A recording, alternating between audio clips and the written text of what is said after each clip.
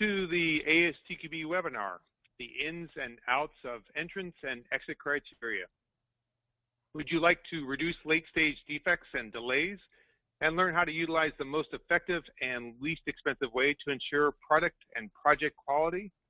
Well, if that's the case, our speaker, Randall Rice, CTAL, will show you how entrance and exit criteria are essential components of an overall project life cycle, whether it's a sequential life cycle, such as the waterfall model, or an iterative/incremental life cycle, such as the Agile approach. Our speaker today is Randy Rice. He is a leading author, speaker, trainer, and consultant in the field of software testing and software quality. He has over 30 years experience building and testing mission-critical projects in a variety of environments and has authored over 60 training courses in software testing and software engineering. Randy serves on the board of directors of the American Software Testing Qualifications Board, ASTQB, and he is a co-author with William Perry of the book, Surviving the Top 10 Challenges of Software Testing and Testing Dirty Systems. At this point, I would like to turn it over to our speaker. Randy, take it away. Okay, thanks a lot, Dave. I appreciate the introduction and welcome everyone. We have a full house today and I appreciate that. And just at the outset, I will let you know that this session is being recorded and I will show you also where to get the slides that I'm going to be going through today. So you'll have that as well. So it's good to be with you. I almost didn't make it because I was very close to the tornadoes in Oklahoma last evening. I was just telling Dave about that, about maybe 200, 300 yards from the back of my house, I saw one drop down, and so some of the people around me have no power and no ability to communicate, so I'm thankful that I can be here today. But we came out unscathed, for all of you who know me and are wondering maybe. But we will get into the material because I've got quite a few slides. I'm going to go pretty quickly through some of them, but I also would like to hear your questions if you have any along the way here. Some of them I may have to kind of defer into the end, but I will try to leave as much time as I can for this. This is kind of an interesting topic. It came about from a question that one of our certified testers, who's also a test manager, raised to the ASTQB office. And so it was thrown out to the rest of the board. Would anyone like to tackle this question? And I raised my hand, yeah, I would like to do that. And the question was quite basically, I'm interested in obtaining best practice information on entrance and exit criteria and measurements for when to stop testing. Would you know of any sources that you can direct me to find this information? Well, the information is out there, but it's in scattered places. And there's some information about it in the advanced level syllabus, a little bit in the foundation, but there's also a lot of information that resides in some industry measures and some other research. So I started out writing a very short response, and then it turned into a very long response, which eventually became the article that was posted in the most recent newsletter that ASTQB sent out. And I've got the link for that newsletter. You just go to astqb.org, and there's a little area menu there that has press on it. And if you go into the press room, you'll see all the newsletters and the most recent one. So if you want to read the article, you can go there. Now, as Dave said, I've been around this for quite a while. I actually started out as a developer, but have also functioned in the roles of designer and project manager. Did that for about 13 years and then got thrust into the role of being a QA and test manager. And, you know, most people get to become manager after they've done something for a while. They made me manager because I read a book on testing and I'd written a test plan before. And so anyway, I was thrown into this role with little actual testing experience, but that was where I got my baptism. And then I decided, hey, you know, this would be a nice niche to be a consultant in. So now we're talking around 1990. So that was when I started Rice Consulting, and so ever since then I've been a consultant and trainer in QA testing and also software development life cycles and other related topics like requirements and all that.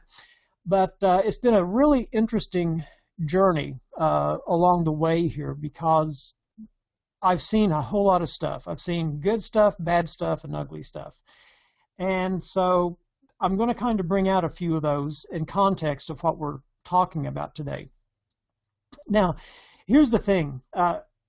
This is kind of a deceiving topic, because at the surface, entry and exit criteria, ho-hum, who cares? It's fairly straightforward, not a lot of complexity to it, at least, but things that are simple are not always easy. And what I've learned is that there's a lot of nuance around it. And so it may be fairly easy to define entry and exit criteria, but sticking to it is a different story.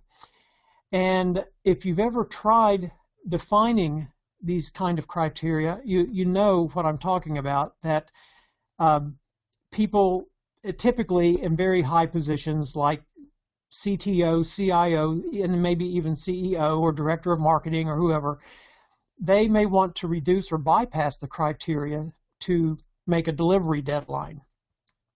Now, the testers, we may want to hold firm because we know what's going to happen. We know that we're still finding defects, and we know the customers are going to find those defects. But sometimes we get overridden by stakeholders that have a lot more influence than we have. So it's kind of like deciding, I'm going to start on a diet or something. And, okay, it's really easy to lay out, okay, here's my diet for the next week. And then you see that big bag of Oreos sitting on the shelf, and so it's kind of harder to follow through with it in actual practice. And I'm going to get into that as we go along. And by the way, too, this topic just keeps expanding. The more that I kind of look into various facets of it, the more that I find intersection with so many things we do in testing. So as I say on this slide, the challenge is that despite all of our good intentions, people tend to find ways to release things before they're ready to be released. And the most common reason to do that is the schedule. And I've seen projects where very sane, rational, good people sat around the table and said, yeah, let's release it, and knowing good and well that it wasn't ready to release. So in my first experience as that QA and test manager I mentioned, one quote that really became formative in my belief system about this was this quote. QAI used it as their motto at one time, and I don't really know the source of it. It gets attributed to so many different people. I just put source unknown. But it's really true. The bitterness of poor quality remains long after the sweetness of meeting the schedule has been forgotten. And that's been my experience. I don't know about yours, but I was thinking about this a while back, and you get to a place in your career and you start reflecting on situations and things you've seen and things in common and things that stand out and all that. And it really occurred to me that in every single project I've worked with where the exit criteria has been reduced or bypassed over the objections of the test team, where the test team is raising their hand saying, no, don't do it, the results have been typically one or more of the things on this list. One thing is the customers and users typically experience high levels of defects, and that causes all kinds of problems in itself, obviously. But those defects become much more expensive to fix in production because now you're dealing with real data, real environments. You're trying to do it while you're continuing to do business, and it's just very, very difficult and very risky, very costly. But one of the more troubling things also is that you tend to prioritize the defects that are fixed after production to the most critical ones. So that means that some defects never get fixed because they're not deemed to be critical enough. And so they are more like residual defects that just remain in the product. And they're nuisances, and you can succumb to that as well. Now, in some cases, this gets really bad, like you might have a loss of business. In fact, you might even lose the business. I've seen that happen before. You might experience negative publicity. As I tell my clients, there's two places you don't want to be at any point in your project. One is on the television and in the newspaper, and the second one is in court. And so that typically gets people's attention. But you've seen situations where software has failed on a massive scale nationally, and the publicity can be a very costly thing as well. In fact, people may even lose trust in the company, especially if you're like a bank or something like that, where people say, hey, if they can't keep track of my money, I don't know if I should be keeping it there or not. Now, in some cases, I've seen releases that have had to be deinstalled, and some of them get reinstalled several times. In other cases, they never see the light of day again, except maybe in litigation. Now, also in some cases, this can result in complete project failure. People in high-level IT management get fired, the contractor gets fired, lawsuits ensue after that, and it gets really, really nasty, simply because the software was released before it was ready and before the exit criteria had been passed. Now, here's the reality check number one. I'm going to have a couple of these. So it doesn't really matter how good your testing is or how good your reviews are. If you don't establish and follow good entry and exit criteria, you're not going to be successful in delivering quality software, or at least as successful as you would like to be. That's because things are being released too soon. You might be the greatest pizza chef in the world, but if you release the pizza before it's done, it's going to be bad. So it's kind of the same principle. And that's really unfortunate, because I know a lot of good testers that do a lot of good work, and then all of that comes to naught because someone releases something too soon. But here's the other thing too. We tend to think about entry and exit criteria in kind of an academic way. We see them as part of our process, which they are. We see them as procedural things, which they are. But my assertion here is that these are also deeply rooted in human factors. Things like being overly optimistic that the problems can be resolved after the software is released, or that the customers won't mind a little inconvenience, or maybe the idea that meeting the deadline is the most important thing. And in some cases, you are up against a firm deadline, but in some cases also, the deadline may be somewhat arbitrary. But in the cases where people have tried to make or beat the deadline in trading off quality, they usually really pay for it in terms of the other costs that we've mentioned. And I'm going to show you some other examples as we go a little bit further. Sometimes it's a matter that people overpromise things. They get too aggressive on the delivery dates, and they say that they can deliver more than is possible to the stakeholders. And so then that puts the whole organization in the situation where you have to get the work out no matter what. Then also, the final thing on here is you kind of have this situation sometimes where you have stakeholders that are in such desperate need of a solution that they're willing to take the software early, warts and all. And not everyone may understand that in the organization. They may not understand the reasons why the software was released. All they know is that it doesn't work. Take, for example, maybe a mobile application that a few key customers really, really want. Maybe they deploy it on a very wide scale. But the rest of the users of the application, they look at it and say, how in the world did this ever pass testing? And so the testers get blamed, the developers get blamed, and really it's the stakeholders that wanted it in the condition that it's in. Not trying to blame the stakeholders totally here, but that sometimes occurs. So the bottom line in all this is that I'm going to use the word cheating here, but cheating the exit criteria really doesn't work, and it introduces high risk to organizations, customers, and stakeholders. And like I said, I fully realize that release schedules are important, deadlines are important, but they shouldn't be the only point of criteria here. And one of the things that my mentor and co-author Bill Perry has said is just because testing stops doesn't mean the problems stop. And that is very, very true. So let me show you a couple of examples. And in this first one, this happened early on in my career in testing, that I was working with a system that was used to basically control a manufacturing type environment.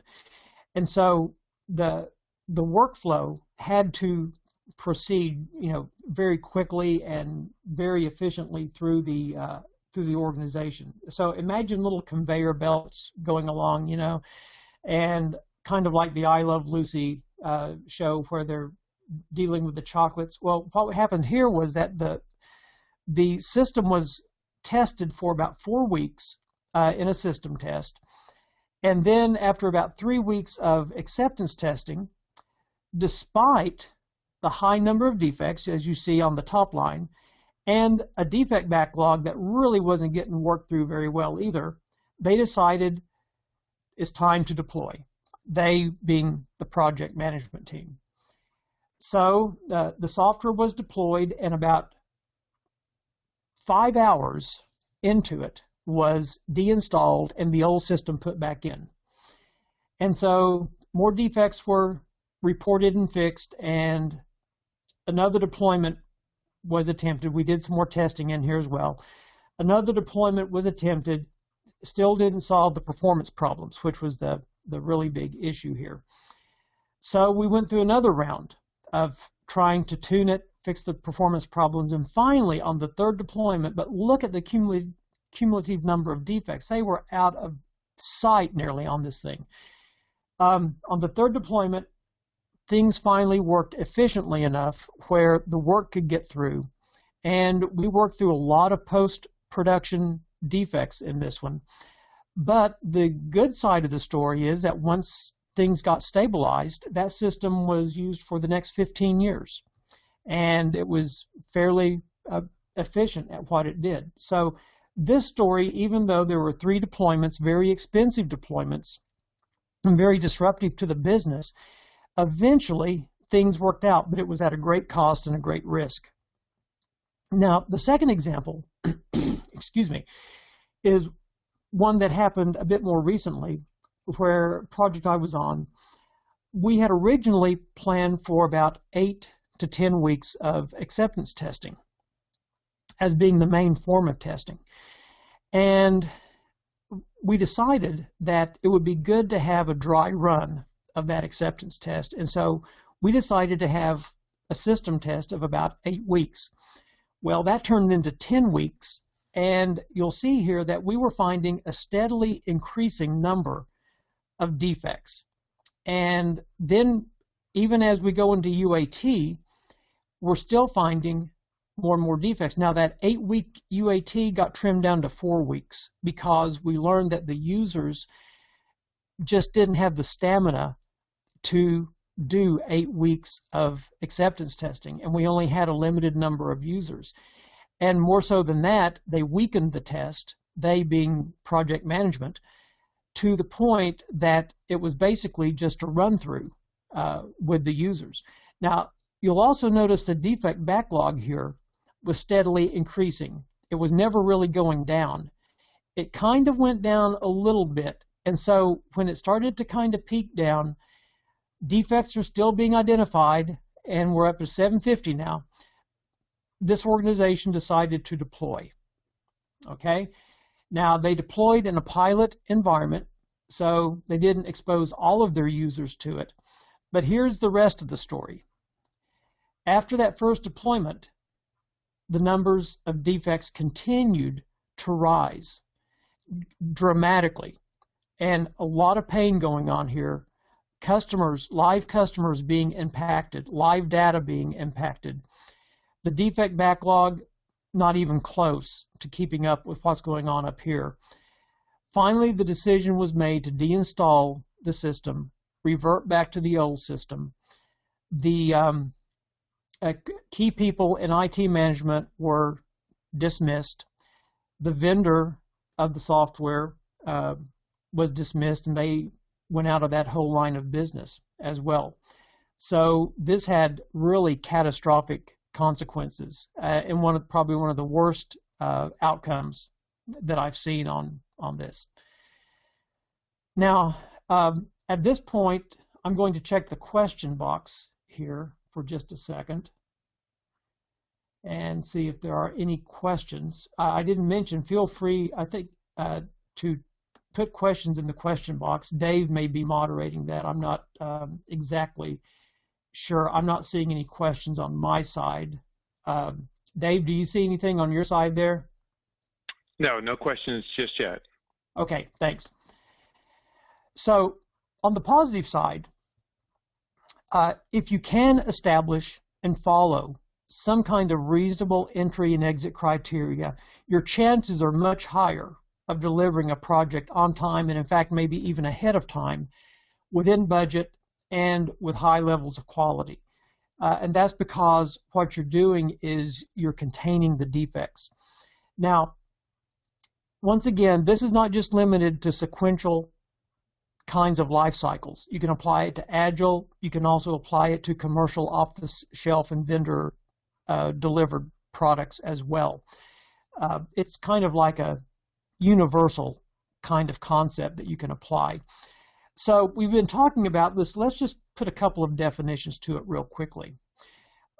Entry criteria is just the set of generic and specific conditions for permitting a process to go forward with a defined task, such as a test phase.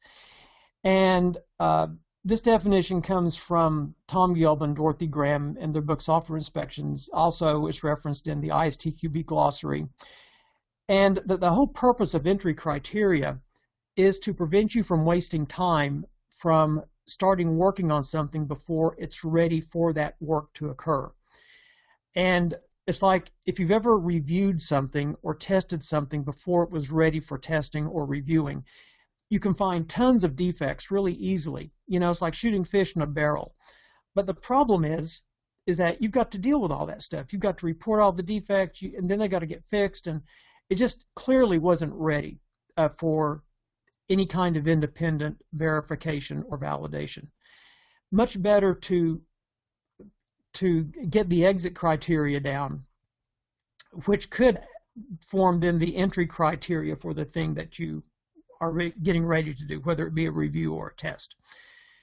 Exit criteria, very similar, is the set of generic and specific conditions agreed upon with the stakeholders for permitting a process to be officially completed.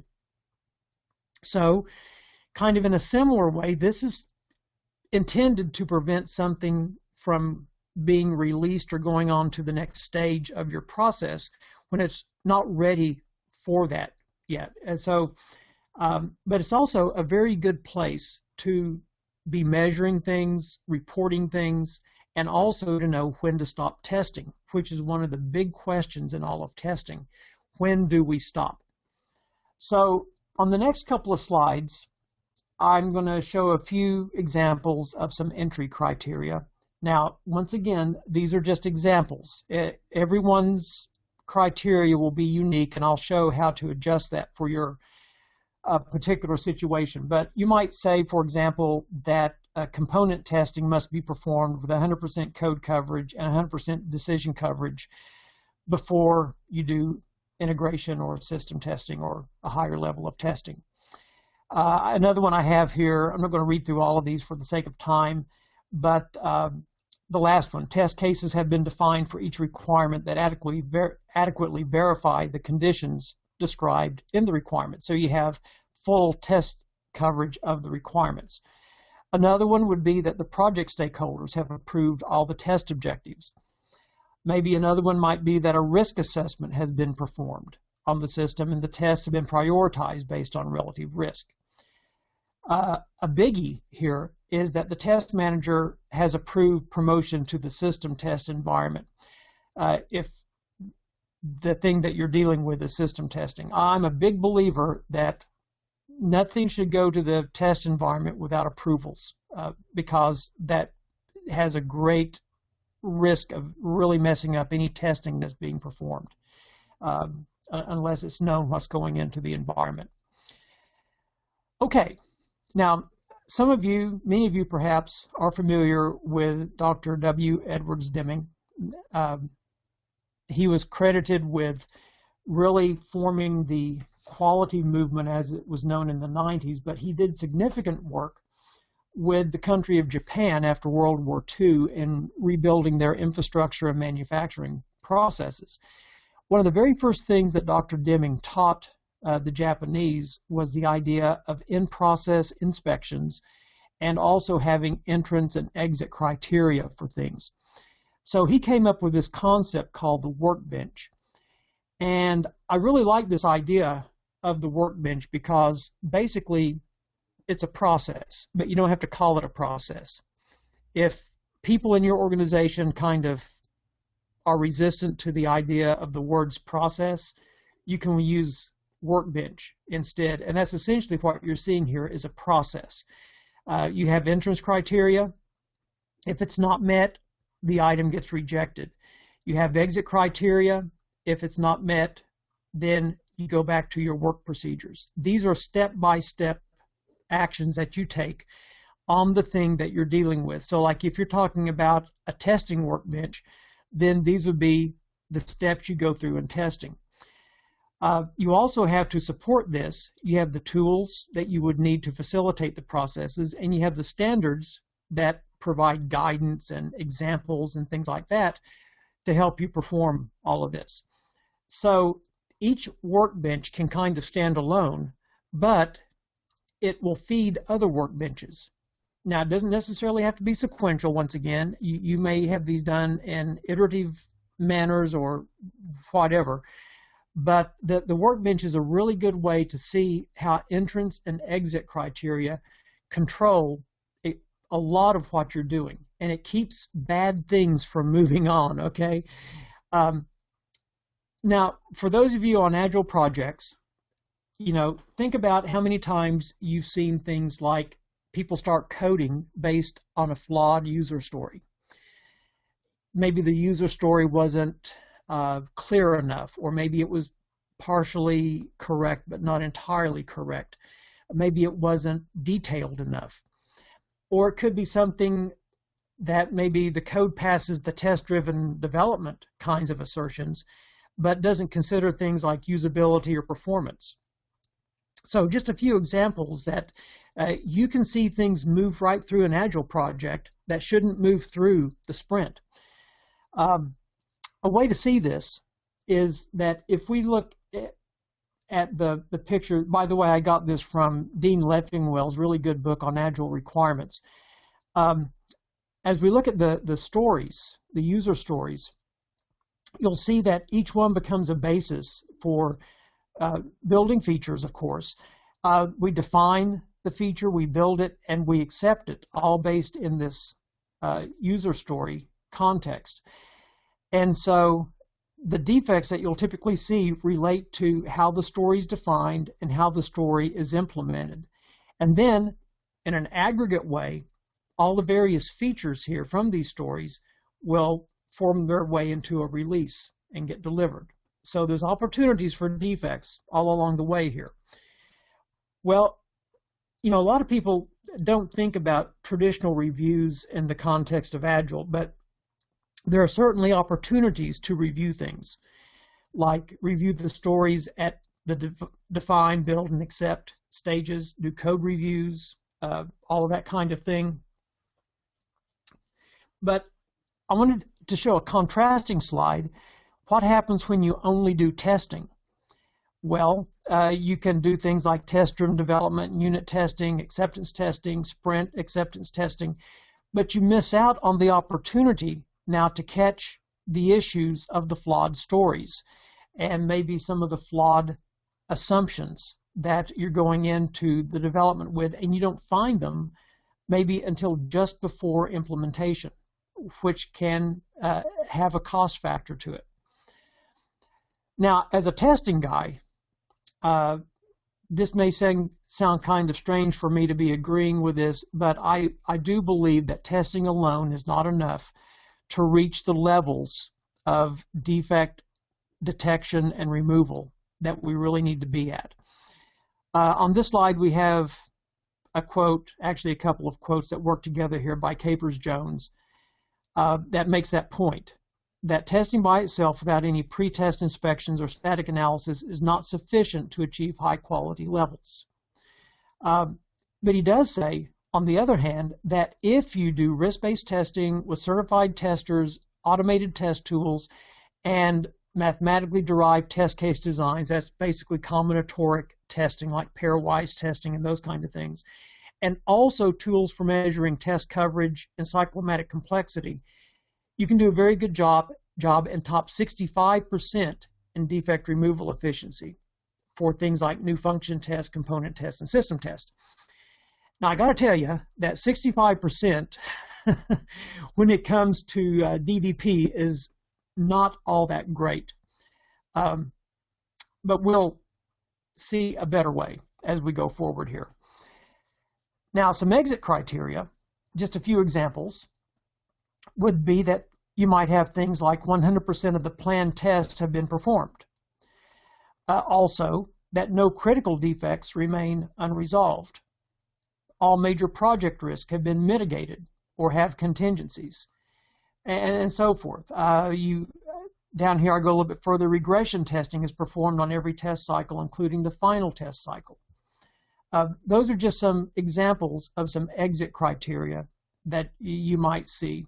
And once again, it depends on the activity that you're performing. So the big question at this point is, well, how do we define a good set of entry and exit criteria? Because I said it differs really from organization to organization and from activity to activity. Well, first of all, you have to look at your own project processes and your own development life cycle. And what are the requirements in that for the work being done?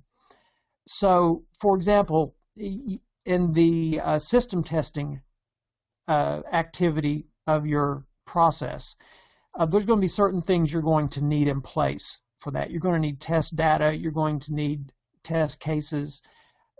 The software is going to need to be ready to be tested. That would be some examples of things that are kind of process-driven and life cycle-driven. And also the activity or activities being performed, they kind of fit within your processes, and they are also another driver. Then you have the stakeholder needs and desires. Now, the thing to be aware of here is that not all stakeholders are going to agree on these. For example, one group of stakeholders might see one level of performance as adequate, and another group of stakeholders may have a much higher level of expectation for software performance. And so there may need to be a level of negotiation that has to occur before you actually form those into either entry or exit criteria. And then you have to consider how much are you willing to commit to in terms of resources, because every point of entry and exit criteria is something that's going to have to be done, something that's going to have to be measured. And so you're limited typically by time, tools, and people in this. And you're really better off keeping to a set of workable criteria than you are trying to have a more complete set that you know that you're going to have a difficult time trying to meet. You also have to be able to measure it. Like if you have code coverage as a point of entry criteria, then do you have the tools to measure the level of code coverage or requirements coverage or whatever that might be? So measurements and metrics go hand in hand with this topic. That's how you know if you've met your entry or exit criteria. Another one is the relative risk of the thing that you're working with. For low risk stuff, okay, it's not going to kill us if we maybe cheat a little bit on the entry or exit criteria because the risk is low. We may have some inconveniences, but not much is at stake. Maybe only a few people use parts of the application or whatever. But if the risk is high, if money's at stake, reputation, those big things, then you probably want to have the best entry and exit criteria that you can have. And then once again, the ability to follow the criteria. You don't want to commit to something that you're going to have a hard time following. And you may also want to have like a contingency plan, kind of an in-game process for when people at the end of the project want to relax or strengthen the criteria. My observation on this is that, think of your typical project, and let's just say that we have a 3-month project. Okay, I'm going to keep it nice and short.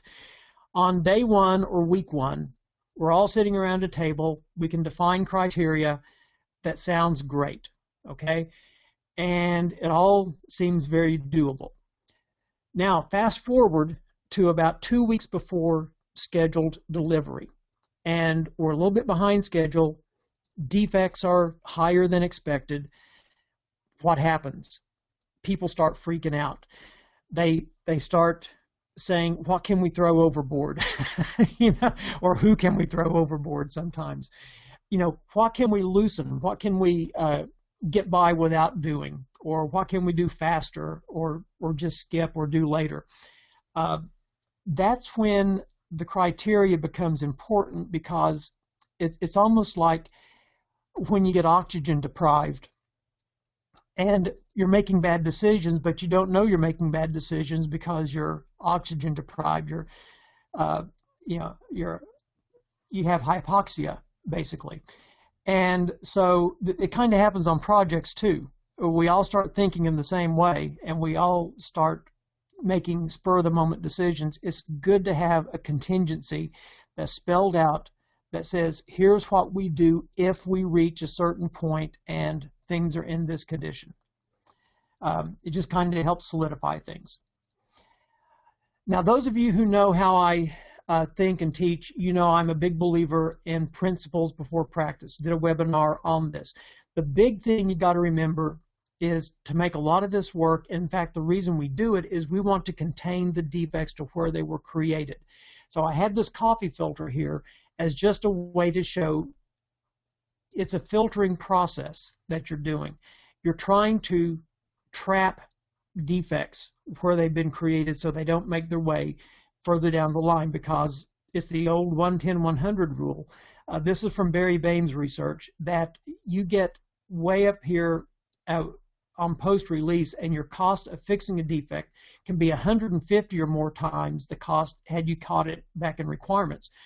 And that's just the cost to fix the defect. That's not even the cost to clean up after the defect. But here's the thing, you need more than just one filter, and therefore you need more than just one set of entry and exit criteria.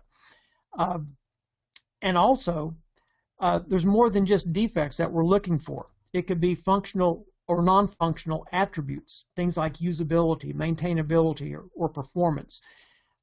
It could be other than just defects. Now, I use this analogy quite a bit, so you may have heard it if you've heard any of my talks, but I use the coffee pot analogy I got from Alka Jarvis and Vern Crandall to illustrate what we do in testing. So we've made a pot of coffee. It's dark. We can't see inside of it, but something happened. Our filter failed, and maybe it had a hole in it or tear in it or something, or maybe it fell over, but now we've wound up with grounds in our coffee. So how do we solve the problem of getting the grounds out of the coffee? Just like how do we solve the problem of getting the defects out of the software? It's dark, we can't see it, we got to poke around in it, but we find one ground at a time. Just like we find one defect at a time, we put it over to the side, we catalog it, we measure it, and we say, yeah, there was one more defect that we found. But the more we find, the harder the risks become to find because now there's fewer in there. So obviously using a set of tweezers to pull these out would be an absurd way to solve the problem. Most reasonable people would say, well, pour it through another filter. And that's typically what I've done in hotel rooms around the world, where I could fashion a filter out of something. Or, you know, I've heard other people suggest, well, just let the coffee pot sit and drink the coffee off the top. I call those people project leaders. Just joking. Some people say, well, use instant coffee. That gets rid of the problem altogether. But then you have a trade-off between taste and the grounds and the quality and all of that. But the key thing to see here is that if you rely on one filter to keep things out of something, if anything happens at all to that filter, you're in trouble. So a lot of people, or let me rephrase that, not necessarily a lot of people, but some people rely on this back-end form of testing, of user acceptance testing or system testing, to find most of the defects or to accomplish testing.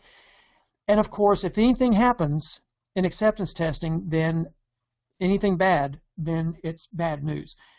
But think about this. What if you had filters like reviews or those kind of things for concept analysis, requirements and design, code reviews, unit testing, integration testing, system testing, UAT? What the little arrows here represent are new defects that get injected at each of these activities. Okay, now I know I've shown them as a straight line here, but you can also see these in iterative processes as well. We inject new defects all throughout the project. Even commercial off-the-shelf software can have new defects injected into it. Think about applying patches and things like that. So the filters in Agile would be like our story reviews, as we saw earlier. And I'm just going to go through this very quickly because of the sake of time here. But if you contrast on the left of this picture I'm showing the Big Bang approach, you'll notice the accumulated cost of testing is zero because we're not doing anything to find defects. And our test is only 80% effective. So therefore, if we go into testing with 60 defects, we're going to find 48 at a cost of $10 a piece, 480, but that leaves 12 that cost $1,200 to fix. We add that to the 480 for the 1680 because the cost to find defects are so much higher. Now, these are not actual cost, obviously. Actual cost would be much higher. But in the life cycle approach, notice that we're accumulating test cost throughout the project. But when we get to testing, instead of 12 defects going into production, we only have 4. And that 400 added to the 182 gives us 582, which is a much lower cost of finding defects than what we saw on the left in the Big Bang approach. Now, once again, that's kind of a contrived example, but it shows what the effect actually works out to be. Now, the big question that everyone always wants to know is, when can I stop testing? And the Advanced Test Manager syllabus says that it's really a matter of evaluating your exit criteria and looking at your traceability of test cases back to the basis, and to look at the risk, have the risk been resolved, and also to determine which risks are still unopened. Now, one way that I judge it is by looking at the defect curve. So these are the accumulated number of defects, and when you see this leveling off up here with equal effort being applied, that's typically a sign that you've reached the end of all the defects that your test can find. Now, these two lines here, the out of control backlog and the managed backlog, are very important. What you hope to see is something like the green line, where the defects are being worked through and resolved. When you see this ever-increasing backlog, as we saw earlier, that's a huge red flag and a huge project failure indicator that, that you're going to have to do something here. You're going to either have to refocus testing, pause it, or something to regroup. Now, another way to see this is through tracking your risk as they go along through the project. So let's say we have this set of risk, 7 risk, high down to low. And the key thing is you need to be able to answer the question, as of today, what are the risks of releasing? And this is where the risk watch list comes in. And you can kind of look to see a little bit in the future, how are we tracking for the planned release? But this is a matter of continually assessing and measuring your risk. Now, the Advanced Test Manager syllabus also makes a statement about test closure. So now at this point in the testing process, you're getting all your stuff together, the test is over, you're archiving things, you're doing your lessons learned, and the thing that you want to know is how effective was our test. The test manager should evaluate metrics and success criteria and see if they met the expectations of the testing stakeholders. And only when those have been met can you say you've been truly effective. So a few metrics real quickly here. DDP, defect detection percentage.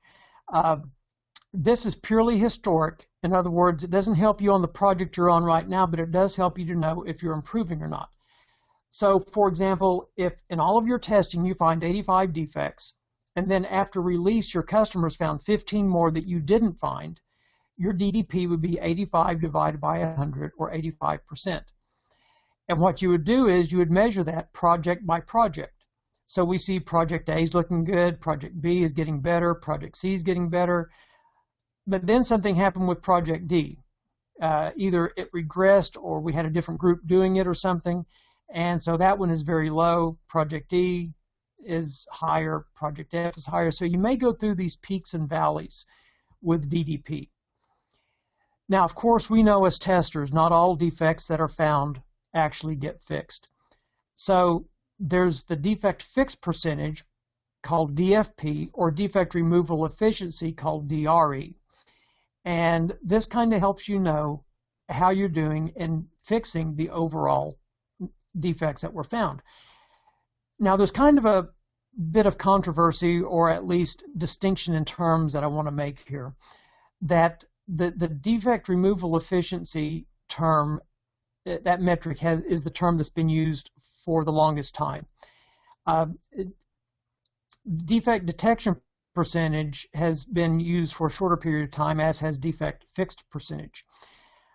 So in literature you'll see all of these defects mentioned, but you really, I think, need to draw a distinction between efficiency and effectiveness. So as I say on the slide here, you could make a pretty good case that while you have a set of tests that may be very efficient in terms of resources and coverage, they may not be very effective at finding defects. So I consider DRE and DDP to be measures of test effectiveness, not efficiency, with all due respect to those that use the term DRE. So defect fix percentage, the difference here is DDP, as we said earlier, measures the defects we found by our testing divided by all the defects found. DFP takes the defects that were found and fixed and not the ones that were not fixed, and uses that as the numerator, and then divided by all the defects found. So you'll see that the defect fixed percentage may very well be a lesser percentage than DDP. Now, one interesting observation and finding that Capers-Jones makes is that the best projects in the industry around 2012 had combined defect potentials in the range of about 2 defects per function point. And the cumulative defect removal efficiency levels at top 99%. Now that's best in the industry. The US average in 2012 is about 5 bugs per function point, which is amazing to me, and only about 85% defect removal efficiency. Now, that's not really great news as far as the nature of software in the US. But here's another very interesting finding. He says when companies don't measure DRE are studied, at least by Capers, during on-site benchmarks, they are almost always below 85% in DRE and usually lack adequate software quality methodologies. So bottom line here is if you're not measuring your effectiveness, chances are you're going to be below average in effectiveness, and you're probably also going to lack the kind of methods that you need to achieve software quality. Also, to wrap up the metrics discussion real quickly here, mean time between failure is another metric that you can measure, just simply the average times between when you find failures in your testing. And that's where you see this curve once again start to level out. This is indicating a very long, or at least a longer mean time between failures. You can also indicate the number of defects resolved by severity levels. On the left, you see the resolved of the critical, the high, the moderate, and the low. But you also want to know the active ones that are still being worked on. We still have 10 that are critical in this example, 5 that are high. You might be kind of tempted to say, well, most of them are moderate and low.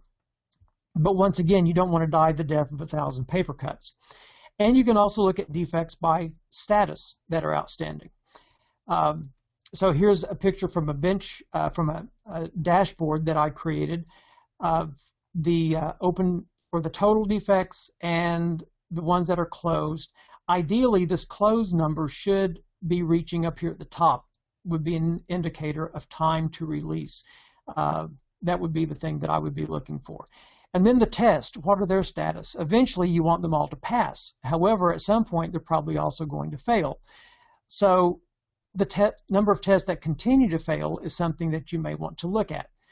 So here's another dashboard chart of tests that have been planned, those that are in progress, those that have been automated, those that have run and have passed. So ideally, you want this bottom line, the one in purple down here, you would want it to be approaching the top lines up here.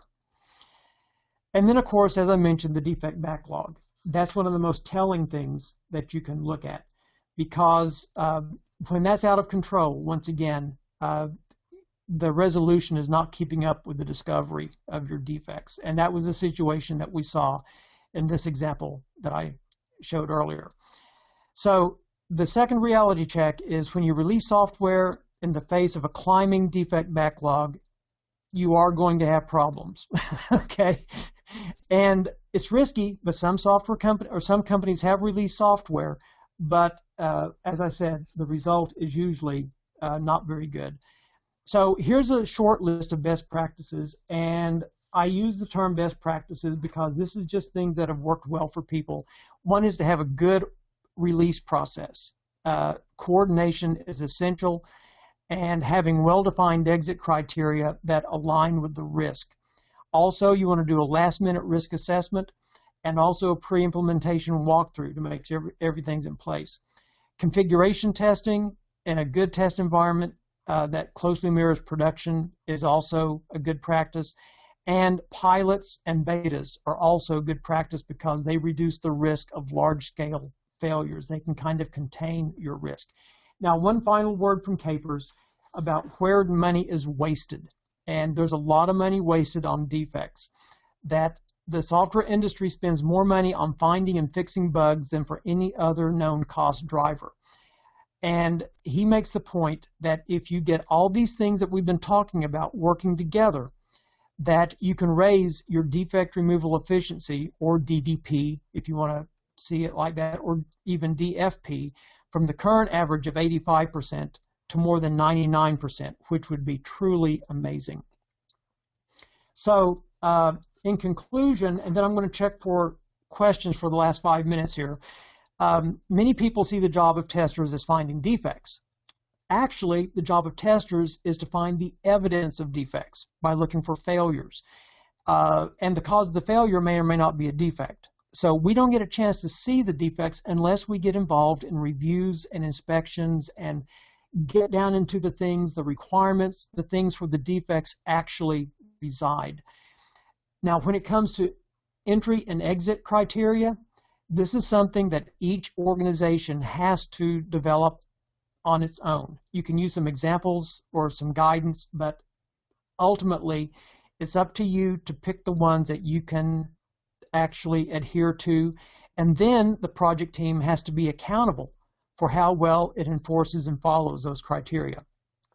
Otherwise, they're going to have very little effect in assuring quality releases. So I apologize for scooting through some of this fairly quickly, but I am more than happy to try to answer a question or two in the time we have remaining. Thanks, Randy. You've done a great job. I do have a few questions here, and if anyone has any additional questions, they are more than welcome to type them into the questions box on their control panel. The first question I have is, how do I get my management to respect exit criteria, especially when it's time to release the software? I know you addressed that a little bit, but how do you get them to really respect that exit criteria? Great question. I think people tend to respect the things that they help to create. So I think if you can get management involved in establishing the criteria, because, hey, this is management's job. When I teach the leadership class that I have in testing, I use the example, if you ever go into an organization that is consistently quality in nature, whether it's a restaurant or an airline, although I've had trouble finding any of those. But anyway, if you ever go into anything or any place that has high quality all the time, it's because management has set the bar to that level. On the contrary, or on the converse, if it's low quality, then that management has settled for that. So if you can get your management to actually participate in the setting of the criteria and give them some ownership in it and make it their criteria as well as yours, then that's a good start. Excellent. Here's another question.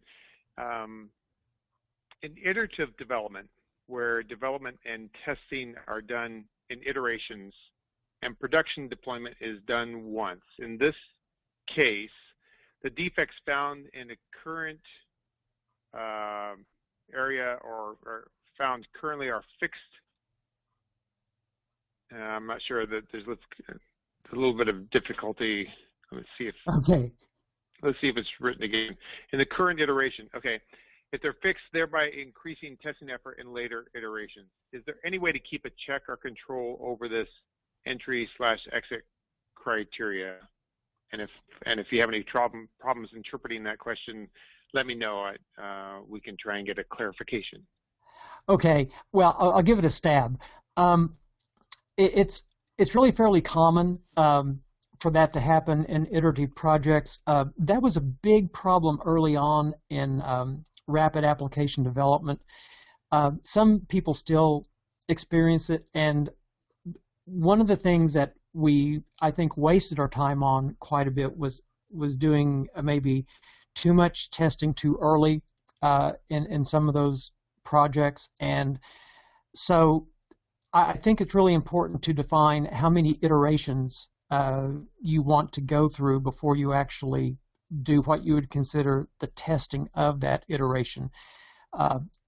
Like I say, it's really easy to waste a lot of time testing things that are going to change within the iteration, but it's very important where you put your stake in the ground on that kind of development. I do believe it's possible to establish exit criteria for those kind of projects, but once again, the big difference is that they become much more fluid. The things that you're testing and the things that you're trying to apply the criteria to become much more fluid and maybe not quite as defined as something that might be seen in like a sequential project or even a commercial off-the-shelf project. So if everything's changing, this is going to be much more of a challenge to do.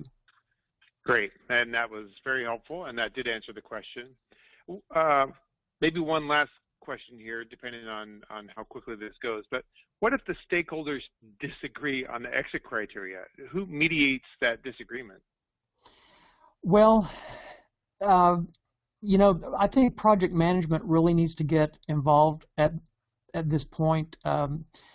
Business analysts also are often a good bridging group between stakeholders, and especially between stakeholders and IT. Unless some of the stakeholders are in IT, then you may have a different issue. But you know, the thing that as a consultant, when I'm on a project and it starts going this direction, I like to start having conversations with the various stakeholders, maybe a few at a time, even those that may disagree, a few at a time together, and just say, hey, you know, we're all trying to get to the same place. And we're all trying to get to a place where we're delivering something that our customers are going to like, our users are going to like. And so let's try to reach that together. And, you know, there's going to have to be probably compromise on various parts, but the thing that you want to compromise least on are going to be the criteria that's been established. Now, I think the context of the question was when they disagree on setting the criteria. I think you have to have a real frank and honest discussion of what's doable. And, you know, some stakeholders don't really know the implications of everything that they're asking to be done. And so sometimes it's a matter of, you know, walking through, you know, what the ramifications of that will be. And, you know, if it's doable, then yeah, we can do it. And sometimes they're in direct conflict with what other stakeholders might want to do. So that's where the real negotiating skills come in. You know, what can we agree on? And if there's truly areas of conflict, you may just have to kind of say, okay, we can't have a criteria around that because we don't have enough agreement to actually make that part of the criteria. Right, that's helpful. We're running short on time here. I will email you one additional question that popped up, but could you, if you've not done so previously, or if you wanted to do so again, could you let everyone know where they could find copies of the slides?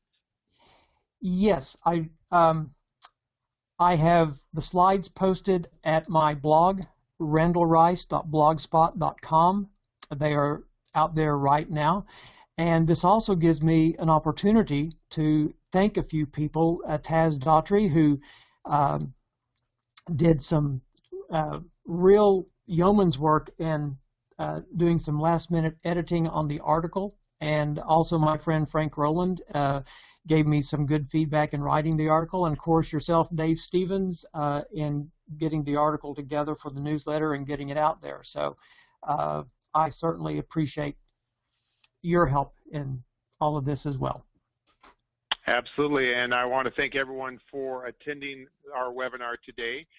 We'll have a few more of these again throughout the year, so keep an eye on your email. And as noted, you'll be able to find a recorded version of this webinar available on the ASTQB website. You'll find that under the Certified Tester Resources in a few days. And I think that you'll find that very helpful. Feel free to share it with your colleagues and fellow testers out there. And if you do have additional questions, you can reach Randy via the website. He's listed under the Board of Directors for ASTQB, as well as via his blog. So thank you, everyone, for participating today. And there is the contact information right there if you have any questions for Randy. I know we went very quickly and covered a lot of territory, but I think this was an excellent session, and I've seen lots of excellent comments come through as well. So thank you, everyone, and we'll wrap this up at this point. We look forward to having you join us with the next ASTQB webinar coming up later on this year.